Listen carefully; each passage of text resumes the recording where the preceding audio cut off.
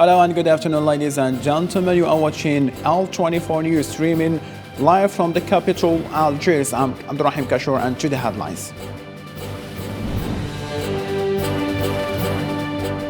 Ukrainian Deputy Prime Minister Irina Vereshchuk declares sending 45 buses of evacuation of Ukrainian civilians from the city of Mariupol.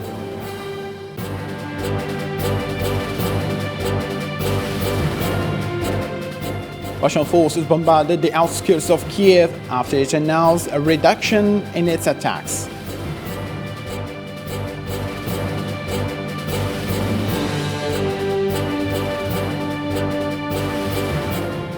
Tunisian President Kais Saied dissolved the country's suspended parliament hours after legislature voted to overturn his policies in plenary session.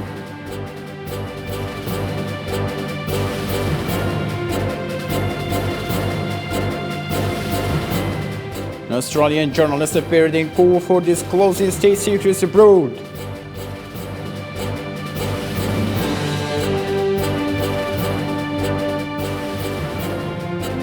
U.S. Secretary of State Antony Blinken confirmed that Algeria plays an important role in the African region.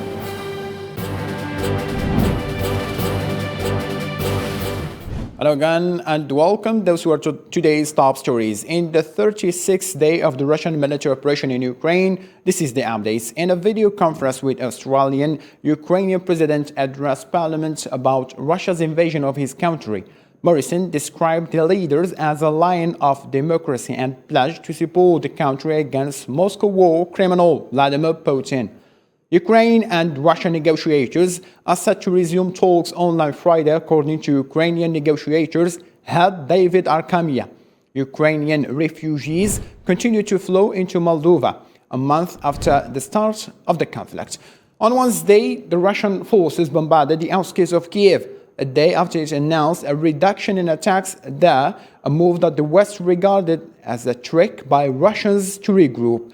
Ukraine and Western leaders had warned that Moscow's supposed peace proposal at Tuesday's Istanbul talks was a really cover for recruiting forces that had failed to take Kiev or any other major cities nearly 5 weeks into their operation. Despite Russian announcements indicating a drop in military activity in the area, Russian shelling and missile strikes have persisted in Chernobyl, according to British military intelligence. Despite the retreat of a small number of soldiers, Russian forces continue to maintain locations to east and west of Kiev. According to a statement from the Ministry of Defense, heavy combat is expected to erupt in the city suburbs in the following days.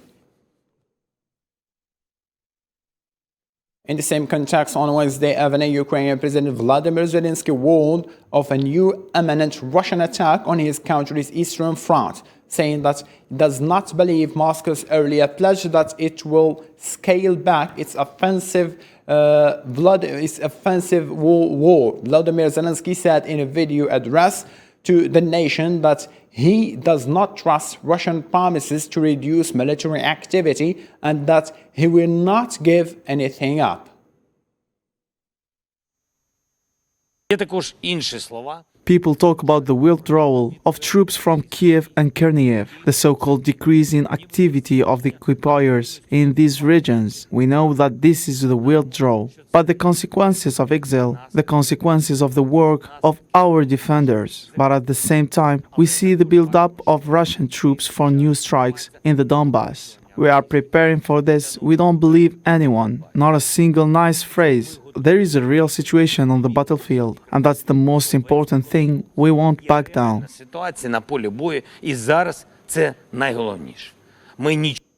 In European, in the northwestern suburbs of Kiev, the city's mayor Oleksandr Markoshov says there is a continuous challenge and that many have died due to the Russian mines and artillery fire despite promises to scale back. At least 200 residents of Irpin, a town in the northwest suburb of Kiev, the scene of fierce fighting, have been killed since the start of the Russian special operation, according to the city's mayor, Alexander Marshukin. and emphasized that the bombardments continue. At the moment, there is a continuous bombardment from Grad systems, mortar and artillery. We are definitely not safe. The mayor estimated at about 3,500 the number of people still present in this locality, which before the operation had about 60,000 inhabitants due to the Russian military operation, which described as Rushists, a pejorative term referring to Russians as fascists. Many died because of Russian mines, their artillery fire, and many people were shot by Rushists. In the streets of Pushkinska and Lermontova, they shot girls and women, then ran them over with tanks. They put our plasma TVs on cars. They've never seen anything like it, how people can live. Irpin was shelled by Russian army in the very first days of the operation, started by Moscow on February 24, and it's considered the last lock before Kiev arriving from the west. The mayor finally called on the inhabitants of Irpin, who have fled in the recent days, not to return to the city for the moment, affirming that they will not be able to come home in the next months. Pentagon indicates that the number of Russian troops repositioning from the area surrounding Kiev is probably around 20% of the total troops deployed there. Spokesman John Kirby adds that the Wagner Group's plans to send about 1,000 of its contractors to the Donbas region. Let's have a listen. We have seen over the last 24 hours the repositioning of a small percentage of the troops that and the battalion tactical groups that Russia had arrayed against Kyiv, probably in the neighborhood of 20% of what they had, they are beginning to reposition. Some of those troops we assess are repositioning into Belarus. We do think some troops that were arrayed against Chernihiv have also been part of this repositioning. And as well, to the further to the east, there's a town called Sumy, S-U-M-Y, and we think some of those troops have also repositioned into Belarus. Kate Bedingfield, White House Communications Director, says that Russian President Vladimir Putin felt misinformed by the Russian military because his senior advisors are too afraid to tell the truth, citing declassified U.S. intelligence. We obviously have information, which we have now made public, that he felt misled by the Russian military.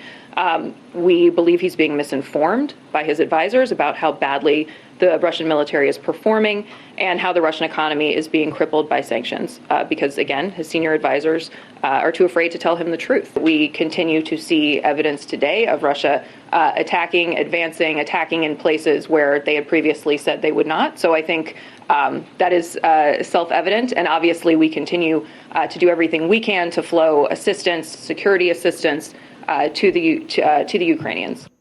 Jeremy Fleming, the head of British government communications headquarters spy service, said that Russia miscalculated its operation and that Russian President Vladimir Putin massively misjudged the resistance of Ukrainian people. Now we're seeing Putin trying to follow through on his plan, but it is failing. And his plan B has been more barbarity against civilians and cities. It's clear that he plays by different moral and legal rules. Far too many Ukrainians and Russians have already lost their lives. And beyond this toll, many, many more have had their lives shattered. The last declarations of the Ukrainian Deputy Prime Minister Irina Vereshchuk of sending 45 buses of evacuation of Ukrainian civilians from the city of Mariupol is a sign of hope for people who were stuck in the area, as battles intensify in the region and people are struggling to leave the city, waiting for the opening of humanitarian corridors to save their lives.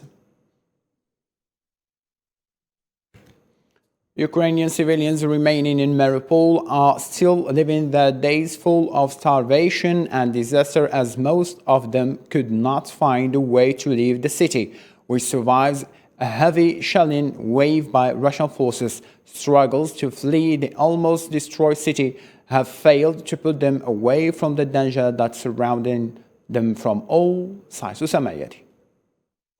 As the Russian military operation reaches its 36th day in Ukraine, Mariupol is almost under the control of the Russian military forces. The southern Ukraine port of Mariupol has been under heavy fire from Russian forces since soon after the military operation began on February 24th. Nearly 5,000 people have been killed and buildings across the city destroyed, according to the mayor. He said 290,000 people have fled by March 27th, but that at least 160,000 were still trapped without power and with little food and other supplies. Ukrainian Deputy Prime Minister Irina Vereshchuk announces that the Ukrainian government is sending 45 buses to evacuate civilians from Mariupol, a besieged city in southeastern Ukraine, after Moscow announced a truce to allow their departure.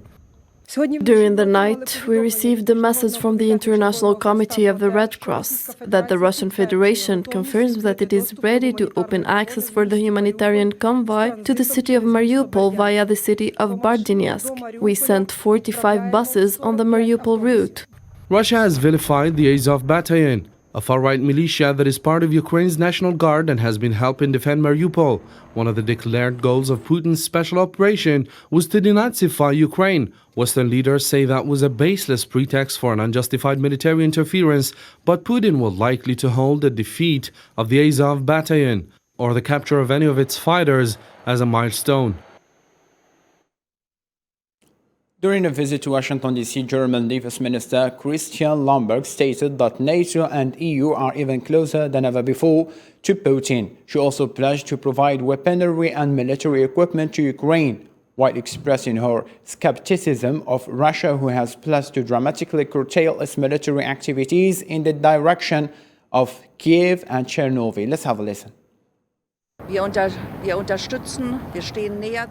We're closer than we've ever been. We work well together and are loyal partners. Any statements made by Russia and Putin should be viewed with caution, and words must be backed up by actions.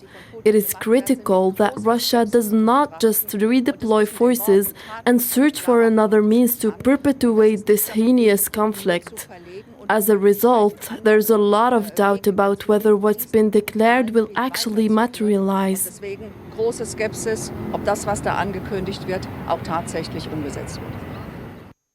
After the Russian media reported that Moscow and Beijing have agreed to expand their cooperation, Russian Foreign Minister Sergei Lavrov said that Moscow and Beijing are paving the way for a fair world order as he makes his first visit to his main ally. Russia and China have agreed to widen cooperation as the rift between Moscow and Western countries grows over the military cooperation in Ukraine. Sino-Russian cooperation is limitless. Our search for peace is limitless. Our defense of security is limitless. Our opposition to hegemony is limitless. Russian Foreign Minister Sergei Lavrov visited China's inland Anhui province for a foreign ministers' conference on Afghan issues. He met his Chinese counterpart Wang Yi on Wednesday, in which both exchanged views on the situation in Ukraine. Lavrov explained the developments with Russian forces, while Wang repeated his opposition to sanctions other countries have imposed on Russia. This is a very serious stage in the history of international relations. I'm convinced that at the end of this stage, the international situation will be much clearer, and that we, together with you and our supporters, will move towards a multipolar, just democratic world order. Lavrov's visit to China is the first by a Russian cabinet minister since the start of Russia's military operation in Ukraine. Russian President Vladimir Putin met with Chinese President Xi Jinping during his visit to Beijing for the opening of the Winter Olympics. The two leaders issued a joint statement on strengthened relations. Germany moved closer to gas rationing on Wednesday after activating an emergency plan designed to help it cope with its disruption in supplies from Russia ahead of Moscow's Thursday deadline for gas payments in rubles. Vladimir Putin has demanded that unfriendly countries pay for their gas shipments in rubles rather than euros or dollars. But Western nations have rejected this demand and accused Russia of breaking contracts.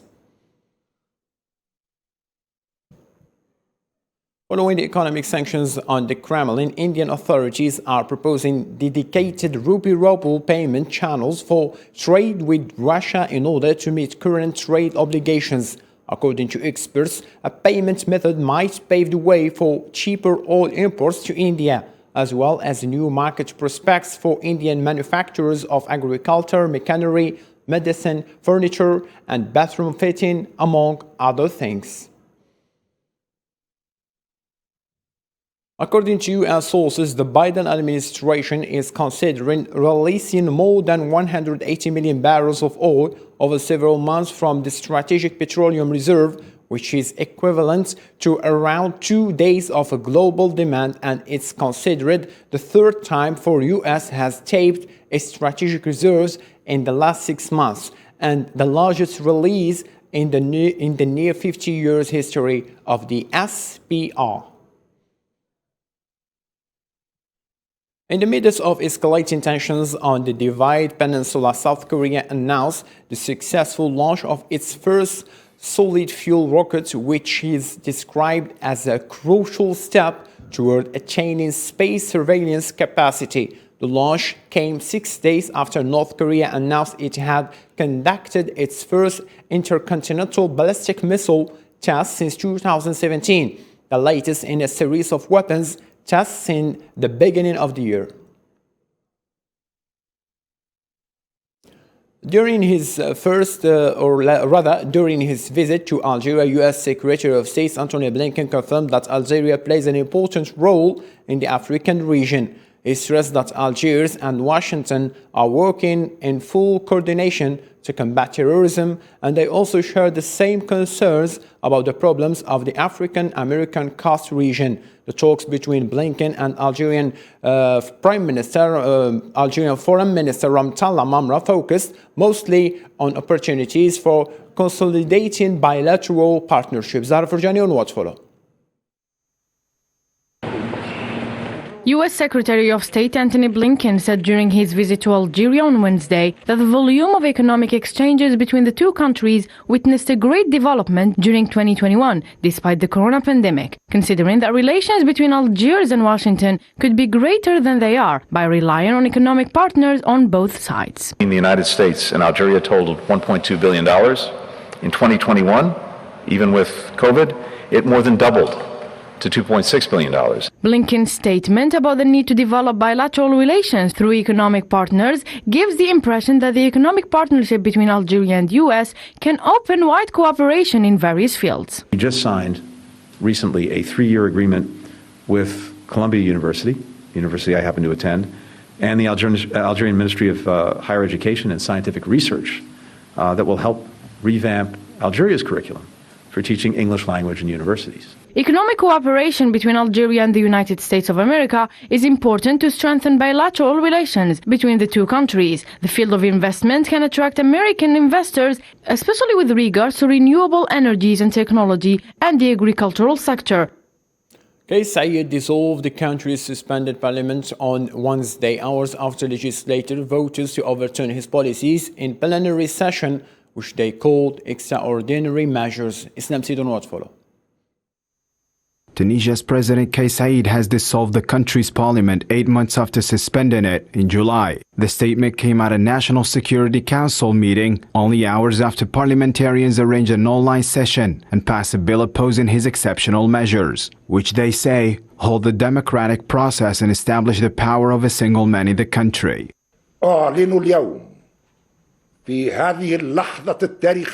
Today, at this historic moment, I announce the dissolution of the Assembly of Representatives of the people to preserve the state and its institutions. No one knows how the invitation was sent for the Assembly to meet, because it was frozen. The meeting was also aired on a foreign station.